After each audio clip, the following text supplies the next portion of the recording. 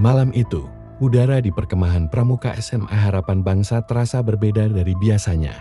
Angin yang tadinya hangat berubah menjadi dingin, seolah datang dari tempat yang jauh lebih gelap dari sekadar hutan kecil di belakang sekolah.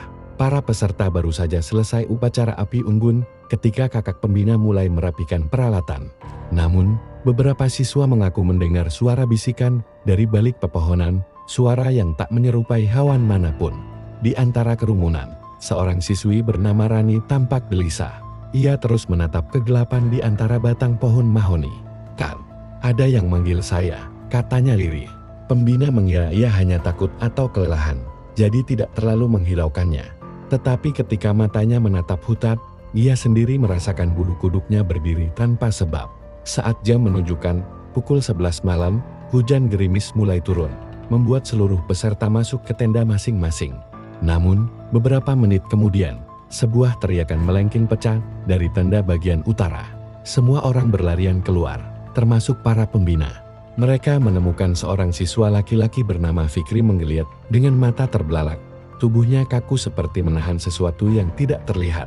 Dari mulut Fikri keluar suara berat yang bukan suaranya.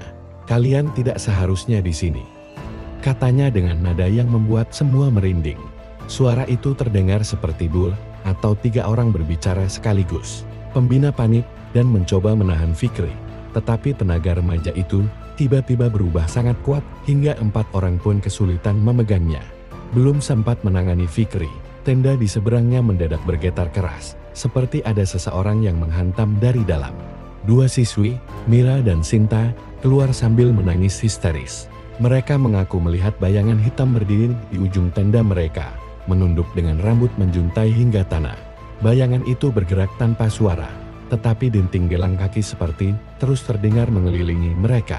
Keadaan semakin kacau ketika satu demi satu siswa mulai mengeluh pusing, lalu jatuh dan berbicara tidak jelas. Beberapa berdiri lalu tertawa terbahak-bahak, sementara yang lain menangis tanpa alasan.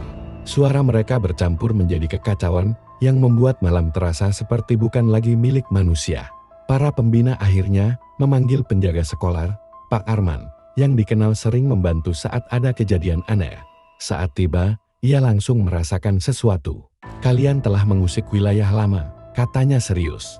"Dulu di sini pernah ada tempat persembunyian, dan banyak roh tidak tenang." Dengan cepat Pak Arman menaburkan garam di sekitar area perkemahan sambil membaca doa. Namun setiap kali ia menebar garam, angin kencang langsung bertiup, seolah ada sesuatu yang tak suka pada kehadirannya. Cahaya senter beberapa anak tiba-tiba berkedip lalu padam sendiri, membuat suasana menjadi makin gelap. Teriakan kembali terdengar dari arah hutan. Kali ini bukan teriakan manusia.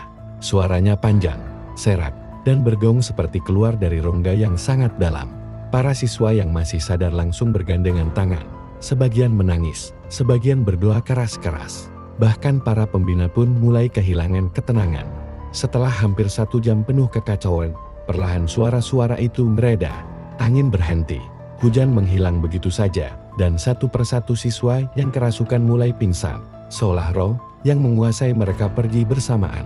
Pak Arman meminta semua kembali ke aula sekolah, meninggalkan perkemahan begitu saja. Keesokan paginya, ketika matahari sudah terbit, para pembina kembali ke lokasi untuk mengambil barang-barang yang tertinggal. Namun mereka menemukan sesuatu yang membuat mereka gemetar. Bekas tapak kaki kecil bertebaran di sekitar tenda, seperti jejak anak-anak. Tetapi jumlahnya terlalu banyak, dan arahnya selalu mengelilingi tenda-tenda peserta, seolah makhluk-makhluk itu mengawasi mereka sepanjang malam.